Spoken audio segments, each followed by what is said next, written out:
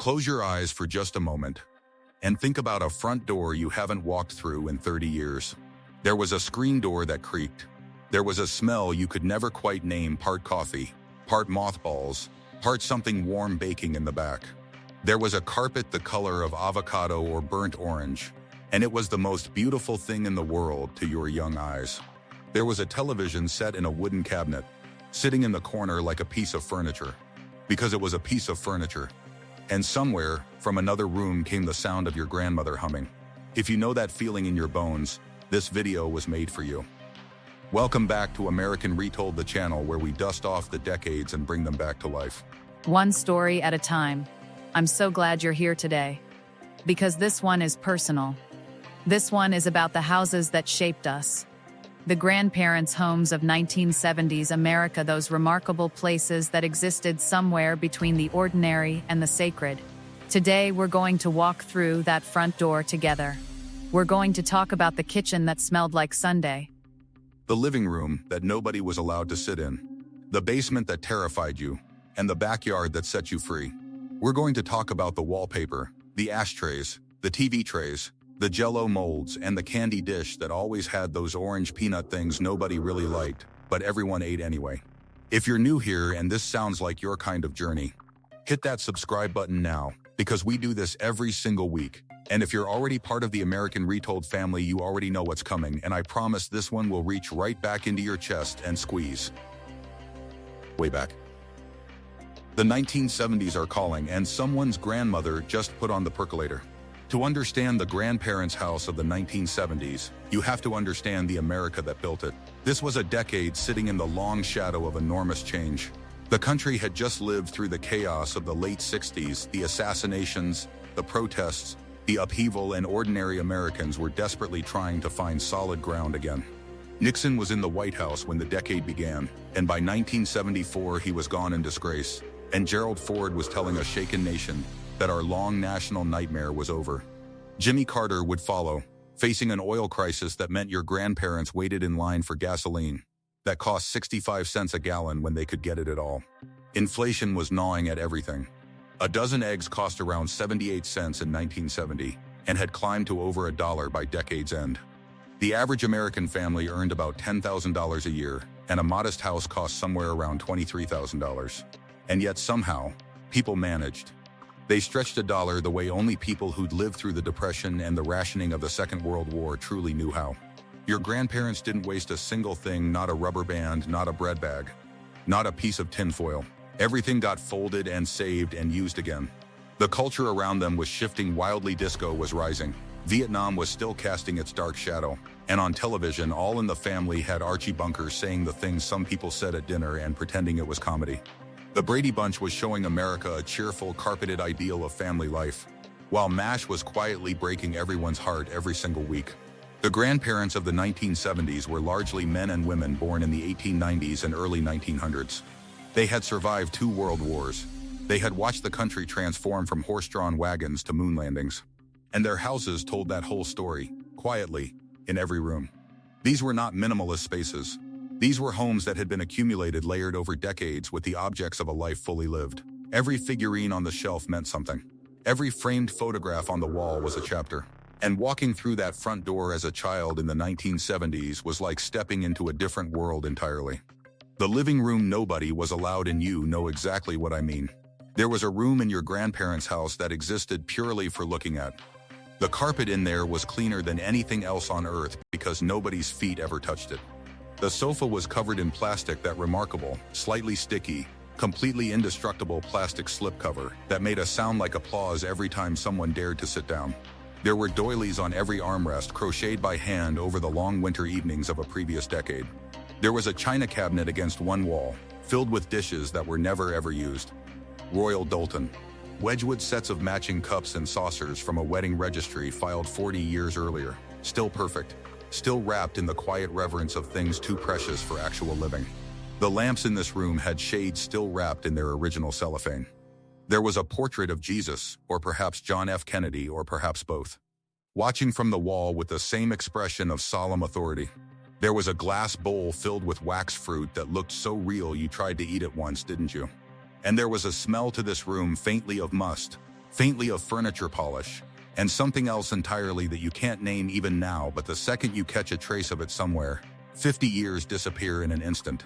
This room was not for children. This room was not, frankly, for anyone. This room was a museum of the family's aspirations, proof that they had nice things, that they had risen, that they had made something of themselves. And as a child, pressing your nose against the doorframe and being told firmly not to go in. It was the most fascinating room in the world. The kitchen, the true heart of the house, the kitchen was everything the living room was not. It was loud and warm and smelled of miracles. The linoleum floor was worn smooth near the stove from decades of standing. The refrigerator was avocado green or harvest gold, those magnificent 1970s colors that nobody could explain then and nobody can explain now. And yet somehow worked perfectly in that kitchen. There was a percolator on the counter and it ran from 6 in the morning until the last visitor left at night. Folgers in the red tin. Maxwell House, good to the last drop. The kitchen table was Formica wipe clean, nearly indestructible, covered in a plastic tablecloth with a floral pattern worn thin in the center. Breakfast was eggs from a cast iron pan that hadn't been washed with soap in 30 years. Lunch might be Campbell's tomato soup, 15 cents a can, eaten from the same pot it was heated in, with a piece of Wonder Bread on the side. And Sunday dinner.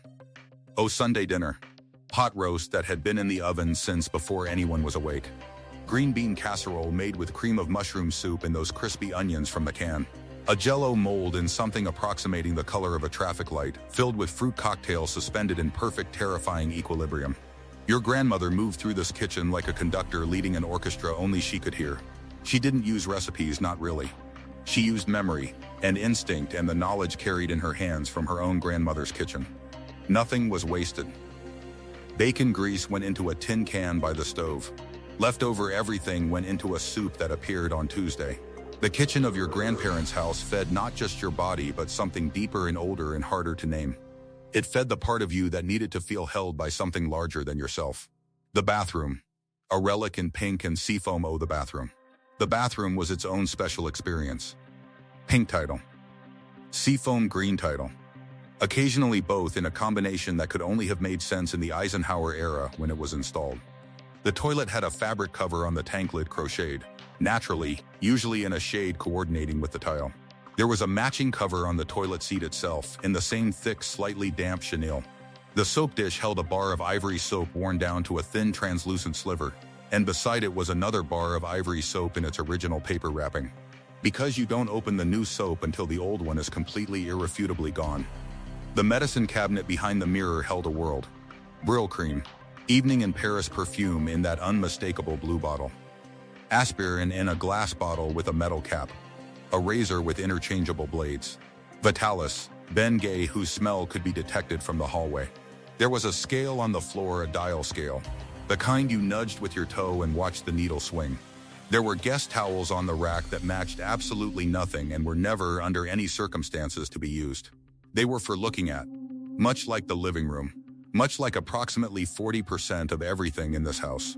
And somewhere in that bathroom, in a drawer or on a shelf, was a plastic comb and a jar of Pond's cold cream that smelled exactly, precisely, unmistakably of your grandmother. If you know that smell, you will never unknow it. The bedroom, where secrets were kept. Your grandparents' bedroom was a quiet country. The bed was high, genuinely high, with a frame that kept it a full foot off the ground and required a small step to climb in. The bedspread was chenille, white or pale blue, tufted in a raised pattern you could trace with your fingers for hours. There were 2 nightstands, perfectly symmetrical, each with a lamp and a glass of water and a paperback, a Western for him, a romance or a Reader's Digest for her. The dresser was solid wood, heavy as a philosophical argument, topped with a mirror and a carefully arranged collection of objects. His cufflinks, her pearl earrings in a small velvet box, a photograph from their wedding day, both of them young and unrecognizable and slightly formal. The way people stood for photographs back when photographs meant something. The closet held a different era. His good suit, one, sometimes too pressed and serious, smelling of cedar. Her dresses in cotton and wool, arranged by season, covered in dry cleaning bags, saved and reused for years. A shoebox on the shelf contained letters, documents, sometimes a small amount of cash folded carefully and never discussed. Children did not go in this room unaccompanied. It wasn't a rule that was stated. It was a rule that existed in the air, like gravity. And because of that, because it was slightly forbidden, Because it was their private world made visible, it fascinated you completely. The bedroom of your grandparents told you they had a life before you existed. A whole enormous life, full of love and hardship and years of just living. That was a profound thing to understand as a child, even if you couldn't have put it into words then. The basement, land of shadows and wonder. The basement was a different dimension. The stairs were steep and wooden, and they creaked in a way that announced your arrival like a town crier. The light switch was a pull chain that hung somewhere in the middle of the room. And finding it in the dark was a test of courage that no video game has ever replicated. Down there lived the furnace, enormous, iron tentacled with pipes in every direction, making sounds that no mechanical device should make. It breathed. It groaned. It occasionally clanked in the middle of the night, and you were completely certain something was alive in it. But the basement was also a museum of the mechanical and the forgotten. A workbench ran the length of one wall, covered in coffee cans filled with nails and screws organized by size in a system only your grandfather understood. A chest freezer hummed in one corner, filled with the preserved wealth of last summer's garden corn, green beans, tomatoes, a side of pork bought direct from a farmer 40 miles away. There were mason jars everywhere, rows of them on wooden shelves filled with peaches and pickles and tomato sauce and things you couldn't identify, sealed with wax and labeled in your grandmother's handwriting. In the corner, perhaps, was a bar, those amazing 1970s basement bars with their vinyl stools and their knotty pine paneling, and their collection of novelty beer steins from places like Niagara Falls and Branson, Missouri. The basement of your grandparents' house told you they were prepared. For winter. For scarcity. For anything. These were people who had lived through the Depression and the war years, and they were not going to be caught without green beans in February. That basement was their quiet act of defiance against uncertainty. And as a child, terrified of it and magnetized by it in equal measure, you somehow absorbed that lesson. The backyard where summer lived, step out the back door and the whole world changed. The backyard of a 1970s grandparents' house was its own self-contained universe. There was a garden, a real one, not decorative but working. Tomatoes staked to wooden poles, zucchini that got away from everyone every August and grew to the size of small submarines, cucumbers, green beans, sweet corn in rows as straight as a ruled line.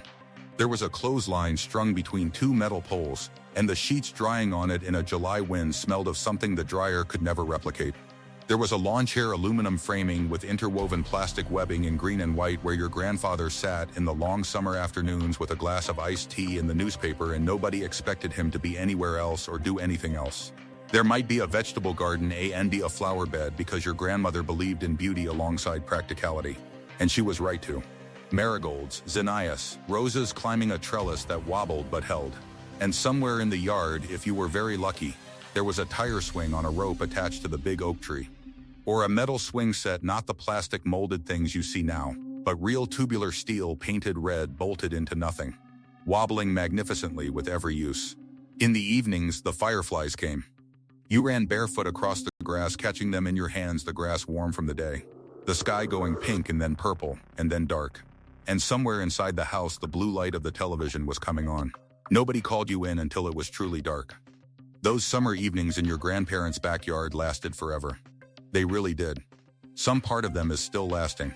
The candy dish and the smell of the place. Every grandparents' house in 1970s America had a candy dish. It sat on the coffee table or the end table or sometimes the top of the television set, and it contained a rotating cast of confections that told you everything about who lived there.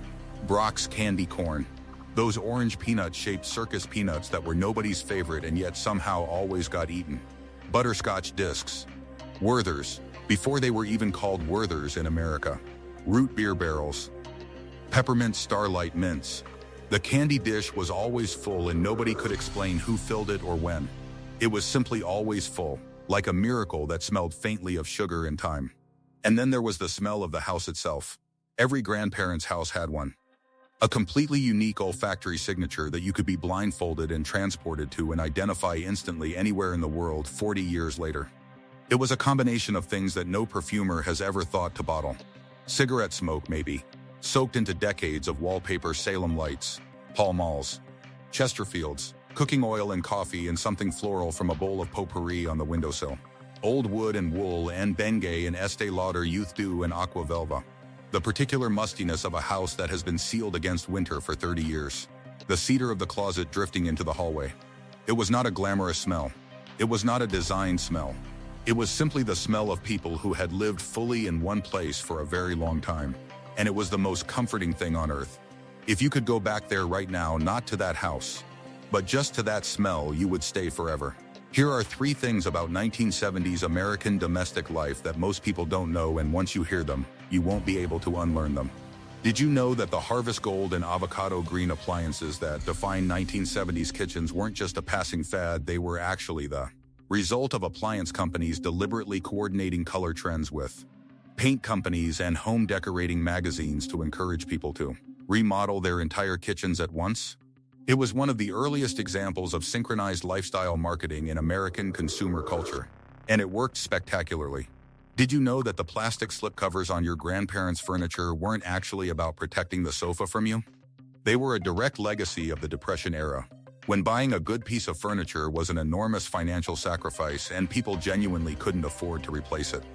The habit of protecting what you had never died in that generation, even when they could finally afford a second sofa. Did you know that the TV trays, those little folding metal tables that allowed the family to eat in front of the television, became a $100 million industry by 1975? When they were introduced in the early 1950s, clergy and family therapists issued actual warnings that eating in front of the television would destroy the American family. And yet here we all are, having eaten approximately 40,000 meals on those little metal trays, and turned out reasonably fine. In the 1970s, your grandparents' house had one telephone. It was attached to the wall with a cord, and the cord was just long enough to let you stretch around the corner into the hallway for a private conversation if you held your breath and kept your voice down. Today, every person in a household carries a supercomputer in their pocket, and we have never been less able to have a private conversation. In the 1970s, Sunday dinner at your grandparents' house meant everyone came. No, I'm busy, and no, we have plans, you came. You sat down together, you ate at a table, and you talked to each other's faces. Today we schedule family dinners 3 weeks in advance and cancel them by text the morning of. In the 1970s, the neighborhood children showed up in your grandparents' backyard unannounced, and nobody panicked. Your grandmother made lemonade from scratch and sent them home sunburned and happy at dark. Today we'd need a group text, waivers, a playdate coordinator, and a Ring camera notification. But here is the honest truth. Some things are genuinely better. The medicine in that bathroom cabinet has been replaced by actual medicine that works. The conversations at that dinner table sometimes concealed real pain that nobody was allowed to speak. And some of those locked rooms held secrets that should have been opened. What we miss is not the 1970s themselves, not really. What we miss is the feeling of being small in a house that felt enormous and safe and unchangeable. What we miss is the absolute certainty that someone was in the kitchen, that the candy dish would always be full, that there was a place in the world made entirely of you, and you were loved unconditionally inside it. Now we come to my absolute favorite part of every American Retold video. Because here's the thing, I can describe the houses of 1970s America all day long, but you lived in one. You have a memory that is more specific and more real and more beautiful than anything I can write. Maybe it's the sound of your grandfather's recliner clicking into position. Maybe it's the specific way your grandmother folded her dish towels. Maybe it's a smell or a sound or a single image that comes back to you without warning and stops you cold. I want you to leave that memory in the comments section below. And here's my question for you today, specifically, personally. Really think about this one. What is the one object from your grandparents' house that, if you could hold it in your hands right now, would take you completely back? Not a person. An object. Tell me what it is, and tell me why.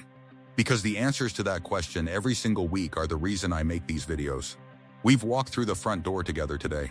We've stood in the kitchen, pressed our noses against the living room door, and sat in the cool shade of the backyard while the fireflies came out. We've breathed that smell, that specific, unrepeatable, heartbreaking smell that belonged only to that house, only to those people. The grandparents' houses of 1970s America were not perfect places. They were the houses of people who had survived enormous things and built their small kingdoms with great care and great frugality and great love. They kept the good dishes for company that never quite seemed to come. They covered the good furniture to protect it for a future that arrived faster than expected. They filled the candy dish quietly, endlessly, without being asked. And in those acts, those small, quiet, ordinary acts, they told us everything we needed to know about what love looks like when it doesn't have the words. It looks like a pot roast on a Sunday. It looks like a clean towel folded over the bathroom rail. It looks like a porch light left on. Those houses are mostly gone now. The avocado refrigerators are in landfills. The linoleum floors were torn up long ago. The screen doors have been replaced with solid modern ones that don't make any sound when they close. But the feeling is still there. It lives in your chest, perfectly preserved, like something sealed in a mason jar and set on a shelf in a cool basement. And all it takes is the right smell, or the right song, or sometimes just a quiet Tuesday afternoon, and there you are again. 7 years old, standing in the doorway of the most important place you have ever been. And someone in the kitchen is calling your name. If this video brought something back for you, please give it a like. It helps more people find their way back here. And honestly, these stories deserve to be told. Subscribe to American Retold if you haven't already, because every single week we are walking back through another door together. And next week, we're going to talk about the one thing every American child of the 1970s remembers about the first day of school. The smell of new crayons, the weight of a brand new lunchbox, and the very specific terror and excitement of a September morning that felt like the whole world was beginning again. I'll see you there.